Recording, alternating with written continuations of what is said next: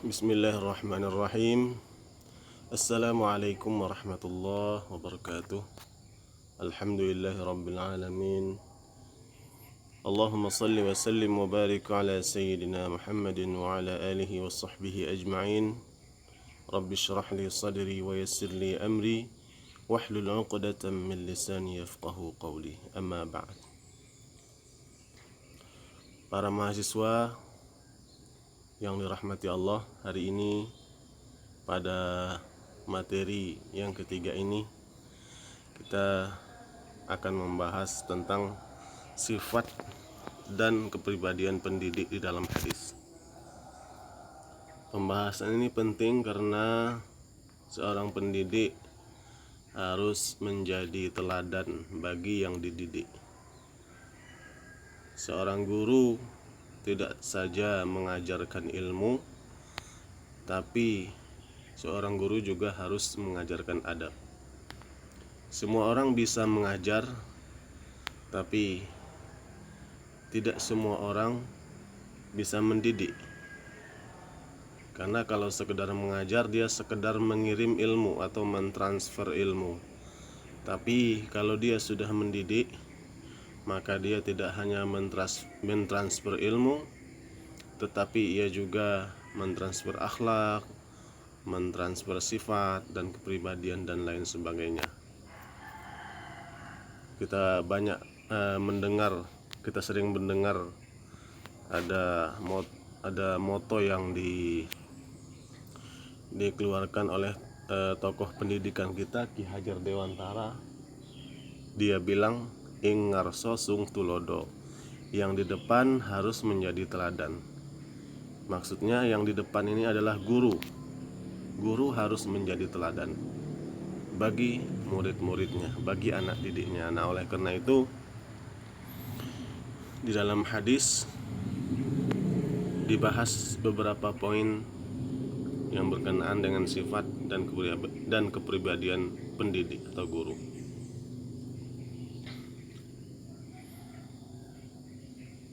Hadis yang pertama adalah hadis yang berkenaan dengan sikap adil seorang guru dalam mengajar.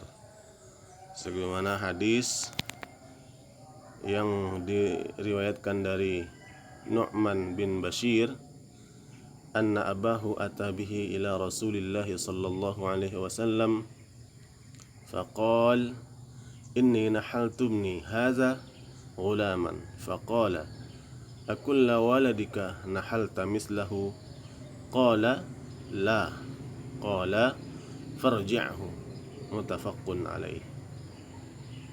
Terjemahan dari hadis ini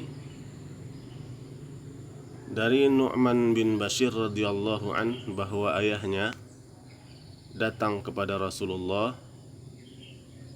bersama dia dan berkata, "Ya Rasulullah, sesungguhnya saya telah memberikan seorang budak atau pembantu kepada anakku ini," maksudnya Nu'man bin Bashir. Maka Rasulullah bertanya, "Apakah semua anakmu kamu beri budak seperti ini, seperti yang didapatkan oleh Nu'man ini?" Ayahnya menjawab, "Tidak ya Rasulullah." Maka Rasulullah lalu bersabda, "Tariklah kembali pemberianmu ini." Tariklah artinya batalkan pemberian budak atau pembantu ini kepada Nu'man bin Bashir. Lalu pelajaran yang bisa diambil dari hadis ini, yang pertama, setiap pendidik, apakah dia seorang guru di sekolah atau orang tua di rumah, harus bersikap adil terhadap anak-anaknya, terhadap murid-muridnya, baik dalam sikap, dalam pelayanan, dan dalam penilaian. Jangan karena kita punya murid yang ternyata keponakan kita misalnya, lalu kita berikan dia pelayanan yang baik, kita berikan dia nilai yang tinggi, sementara yang lain tidak, gitu kan. Nah, ini tidak boleh. Dia harus sama rata, pelayanannya harus sama. Tidak peduli dia apakah dia keluarga, dia adalah anak atau bukan, dan dia harus sama. Itu pelajaran yang pertama dari hadis yang pertama ini. Yang kedua, di dalam masalah hibah kepada anak harus dilaksanakan secara merata. Ini hibah. Hibah ini berbeda dengan waris. Kalau waris kan sudah ada ketentuannya. Lizzakari mislu hadzil unsayain. Bagian seorang anak laki-laki itu adalah sama dengan bagian dua orang anak perempuan. Nah, gitu ya. Kalau dalam hibah tidak boleh. Kalau kita menghibahkan sesuatu kepada anak-anak kita, maka harus rata, tidak boleh ada yang banyak, ada yang lebih. Kemudian hadis ini juga mengajarkan bahwa anak, baik itu anak kita di rumah maupun anak kita di sekolah, yaitu murid-murid kita, berhak untuk menerima keadilan. Dan yang terakhir, melalui hadis ini juga terlihat bahwa para sahabat Nabi sungguh-sungguh dalam berilmu. Ketika ada persoalan, selalu bertanya kepada Nabi Muhammad SAW. Begitu juga seorang murid, ketika ada yang tidak tahu, maka langsung ditanyakan kepada gurunya, jangan segan-segan. Baik, itu pelajaran dari hadis yang pertama. Selanjutnya, hadis yang kedua. Jadi seorang guru harus pengasih dan adil. Ini berdasarkan hadis dari Aisyah, annaha qalat ja'atni miskinatun tahmilu ibnataini laha fa'at'amtuha thalathata marat fa'a'tat kulla wahidin minhuma tamratan wa rafa'at ila fiha tamratan lita'kuluha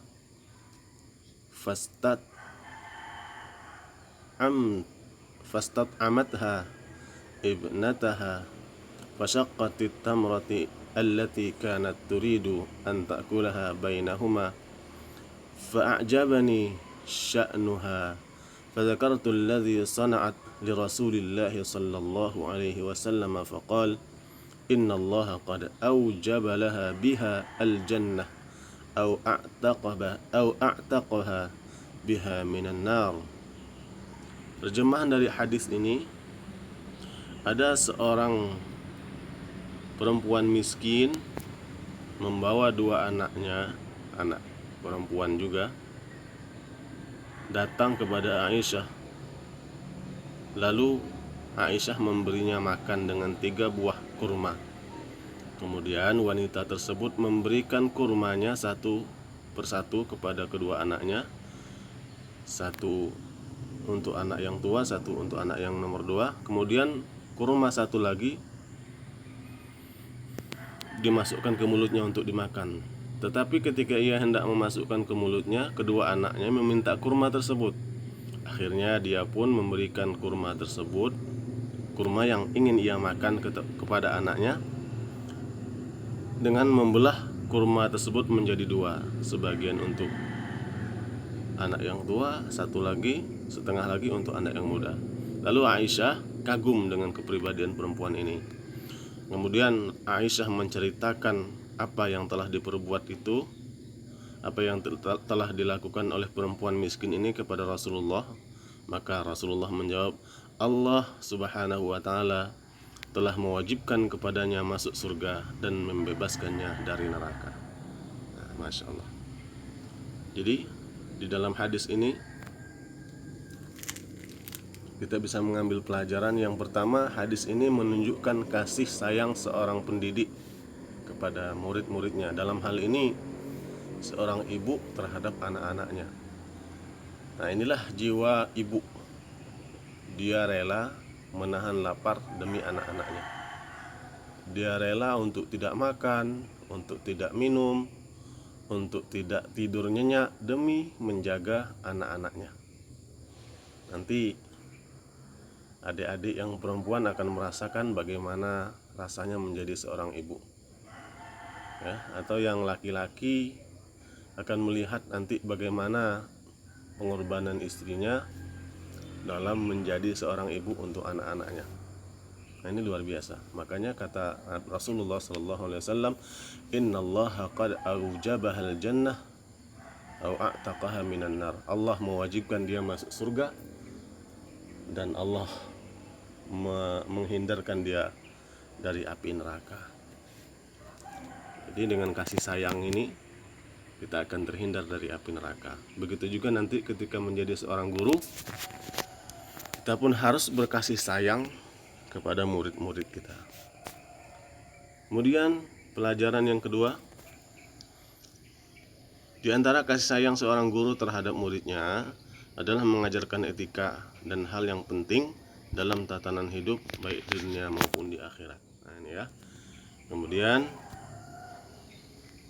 di dalam hadis ini juga dapat kita ambil pelajaran bahwa Islam memotivasi kepada siapa yang diuji mempunyai anak-anak wanita, ia senang dan memperhatikan pendidikannya, maka anak-anak perempuan ini maksudnya ya, menjadi penghalang masuk neraka.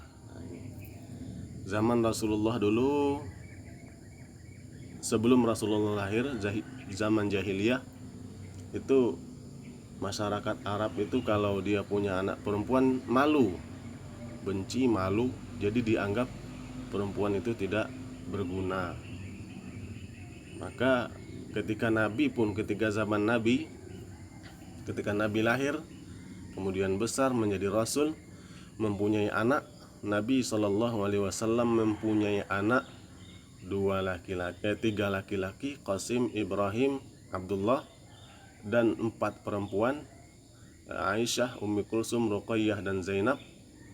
Tapi semua anak laki-laki Nabi meninggal pada saat mereka masih kecil-kecil gitu ya. Ada yang masih bayi, ada yang umur balita, meninggal semuanya. Itu kemudian diejek oleh orang-orang Mekah pada saat itu, orang-orang Quraisy. Inna syani'aka huwal abtar, katanya dalam surah Al-Kautsar kan. Sesungguhnya maksudnya gini, diejek oleh orang-orang Quraisy bahwa Nabi itu tidak punya anak laki-laki dan nanti keturunannya bakal terputus gitu. Maka Allah hibur Nabi, inna syani'aka huwal abtar, sesungguhnya orang-orang yang menghinamu tidak punya anak laki-laki itulah yang sebenarnya terputus dari rahmat Allah. Itu.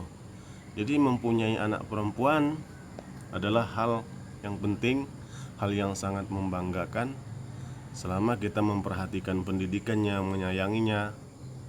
Nah, jadi anak-anak perempuan ini nanti akan menjadi pelindung dari bapaknya dari api neraka selama dia berhasil mendidik anak-anak perempuannya tersebut. Ya. Ini pelajaran yang dari hadis ini. Kemudian hadis yang ketiga adalah hadis yang berkenaan dengan posisi guru sebagai penyampai ilmu. Kalau hadis sebelumnya tentang adab dan akhlak, nah ini tentang fungsi guru sebagai penyampai ilmu, pentransfer ilmu. Hadisnya an Abi Hurairah qala Rasulullah sallallahu alaihi wasallam man su'ila an ilmin alimahu summa katamahu uljima yawmal qiyamah bilijamin minan nar. Wa fil babi an Jabir wa Abdullah ibni Amr qala Abu Isa hadisun hasan. Nah, ini ya hadis yang ketiga. Lalu terjemahannya apa? Terjemahannya dari Abi Hurairah radhiyallahu an, Rasulullah bersabda, barang siapa yang ditanya suatu ilmu dan ia tahu, kemudian ia menyembunyikan ilmu tersebut, maka ia nanti pada hari kiamat dikendalikan dengan tali kendali dari api neraka. Nah, ngeri ya. Kalau kita menyembunyikan ilmu, maka nanti kita akan ditarik dengan tali yang terbuat dari api neraka. Lalu pelajarannya, kewajiban guru atau orang alim adalah menyampaikan ilmu kepada orang lain yang membutuhkan penjelasannya, terutama sekali anak-anak didiknya, anak-anak muridnya. Kemudian larangan menyembunyikan ilmu syara', dalam hal ini ilmu agama yang dibutuhkan orang lain ya. Kemudian guru atau pendidik harus terbuka, harus transparan dan pemurah dalam ilmu. Nah, ini adalah merupakan sifat-sifat guru yang baik yang harus kita miliki nanti kalau kita sudah menjadi guru, sudah menjadi orang alim, sudah menjadi orang hebat. Kemudian di akhirnya, penyimpan atau penyembunyi ilmu diancam dengan diikat mulutnya dengan api neraka karena bungkam terhadap kebenaran. Nah, ini ancaman dari Allah untuk orang-orang berilmu yang tidak mau ngajar, yang tidak mau menyampaikan ilmunya ya. Selanjutnya kita masuk ke hadis yang keempat. Hadis yang keempat, pendidik itu atau guru itu harus tawadhu. Katanya, ya ayuhan nas man alima syai'an falyaqul bih wa man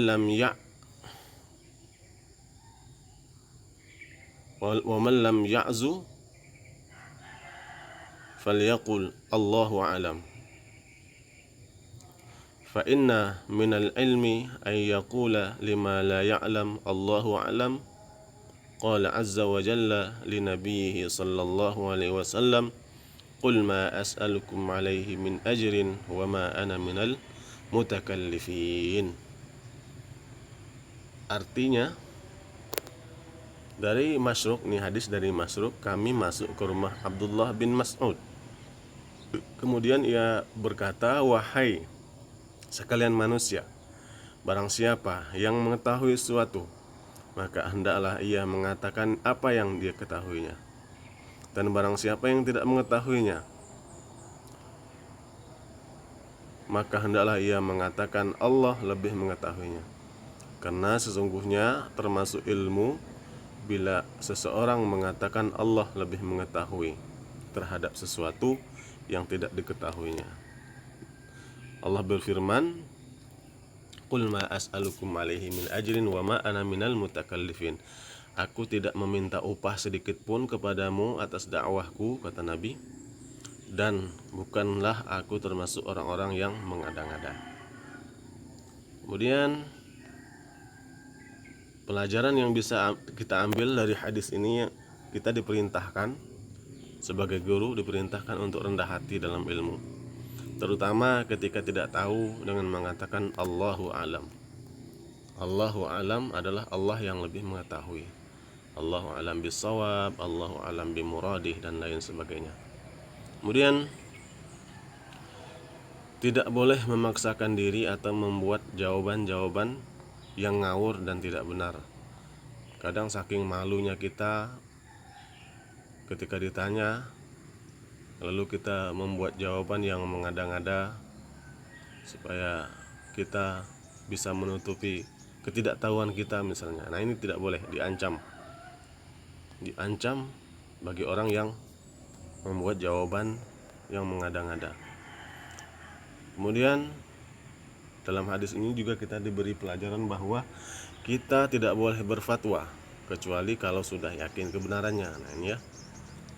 Selanjutnya, dengan berkata tidak tahu, dengan berkata Allahu a'lam, maka sama sekali tidak akan membuat seseorang, baik itu guru, pendidik, akan menjadi terhina, maksudnya tercela dan lain sebagainya. Baik, itu pelajaran dari hadis yang keempat. Kemudian yang terakhir kita masuk hadis kelima.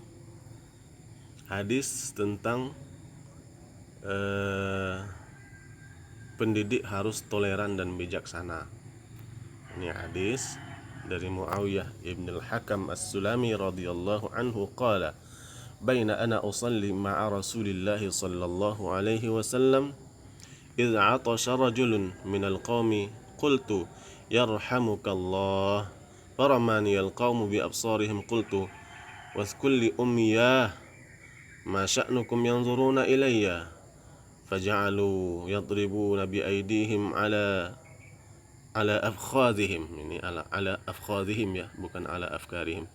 Falamma ra'aituhum yusammitunani lakinnani syakattu falamma صلى رسول الله صلى الله عليه وسلم فبأبي هو وأمي ما رأيت معلما قبله ولا بعده أحسن تعليما منه فوالله ما كرهني ولا ضربني ولا شتمني قال إن هذا الصلاة لا يصلح فيها شيء من كلام الناس فإنما هي التسبيح والtakbir wa qiraatil Qur'an. Terjemahan hadis ini, hadis dari Muawiyah bin Al-Hakam. Suatu ketika kata Muawiyah, aku sholat bersama Rasul, tiba-tiba ada seseorang yang bersin. Lalu aku jawab, yarhamukallah, semoga Allah merahmatimu, di dalam sholat. Lalu orang-orang sekitarnya melototinya. Lalu dia bergumang dalam hati, celaka aku, mengapa kalian memandangku seperti itu? Kemudian mereka memukul tangan ke paha mereka. Ketika aku melihat mereka, mereka menyuruh aku diam, kata Muawiyah. Aku pun diam. Setelah Rasulullah SAW selesai sholat, Muawiyah bersumpah, demi ayah dan ibuku. Nah, ceritanya Muawiyah ini baru masuk Islam, jadi tidak tahu cara sholat yang baik dan benar itu gimana. Kata Muawiyah, demi ayah dan ibuku, saya belum pernah melihat seorang pengajar, seorang guru sebelum dan sesudahnya yang lebih baik dari Rasulullah dalam pengajarannya. Nah, ini Masya Allah. Kenapa demikian? Lalu kata Muawiyah, demi Allah, beliau tidak memandangku dengan muka masam, tidak memukulku dan tidak memakiku. Kemudian Rasul bersabda dengan lemah lembut kepada Muawiyah, inna hadzal shalah la yasluhu fiha syai'un min kalamin nas fa innama hiya tasbih wa takbir wa qiraatil Qur'an. Sesungguhnya salat itu tidak boleh Muawiyah dicampur dengan perkataan manusia. Yarhamukallah, itu perkataan manusia kalau dilakukan di dalam salat. Salat itu kata Rasulullah adalah tasbih, takbir, dan qiraatil Quran. Itu isi salat. Nah, ini cara Nabi menegur Muawiyah sebagai muridnya pada waktu itu. Lalu pelajaran yang pertama, Nabi mengajarkan toleransi dan kebijaksanaan sebagai guru dalam menyikapi kelemahan murid-muridnya. Dalam ini sahabat Muawiyah yang baru masuk Islam, yang belum tahu apa-apa ya. Jadi dengan kebijaksanaan, dengan lemah lembut dan lain sebagainya. Kemudian pelaksanaan sholat hanyalah tasbih, zikir, dan membaca Al-Quran, tidak boleh berbicara. Kemudian ada lagi satu yang penting dalam hadis ini, kita tidak boleh memukul dalam mengajar, tidak boleh menyakiti fisik dan lain sebagainya ya. Apalagi sekarang sudah ada undang-undang perlindungan anak, bahaya. Kalau sampai nanti anaknya ngadu ke orang tua mengadu ke pihak berwenang, maka kita akan kena. Karena sudah banyak kasus-kasus guru-guru yang dihukum karena kekerasan terhadap anak. Itu ya. Demikian pelajaran yang bisa diambil dari hadis-hadis tentang sikap, sifat, dan kepribadian pendidik. Mudah-mudahan bisa dipahami satu persatu, dan jangan lupa untuk membuat catatan masing-masing. Nanti akan ditanyakan di kelas satu persatu. Demikian, kurang lebih mohon maaf. Wassalamualaikum warahmatullahi wabarakatuh.